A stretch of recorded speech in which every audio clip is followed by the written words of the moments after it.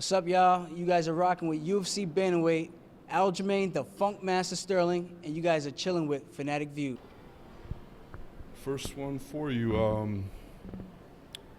I just asked you about Jamaica. What was it like growing up in New York? And tell me more about your Jamaican background as well. Growing up in New York has been very interesting. I have 19 siblings, brothers and sisters, a lot of half brothers. My mom actually has 10 kids. There's 8 of us that are full. There's a lot of battle royales for the food. So if you want the oxtail, the curry goat, the extra piece of jerk chicken, yeah, it was a shootout, man. So the survival of the fittest. I think that's probably how I got my MMA career inspired and started off as a young buck. You know, growing up in a Jamaican household has been cool, man. I'm first generation, born in Long Island. Both my parents, my grandparents, born and raised in Jamaica. And now we're like all over the place. We got Toronto, we have Canada, yeah, that's Canada. We have Toronto, we have England. We're all over.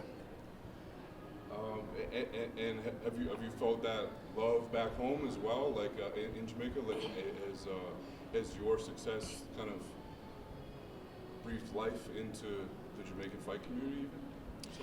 I think I actually last year after my Barral fight, it was right before my birthday, July 31st, and then my cousin and I, one of my good friends, we all took a trip down to Jamaica and we did like a pro bono trip where just doing seminars, just giving back to the community. I know they don't have a lot of wrestling, they don't have a lot of jiu-jitsu, so for me to go back and share my knowledge, a lot of people actually did recognize who I was, they didn't know who I was, and it was cool to see and to be embraced like that.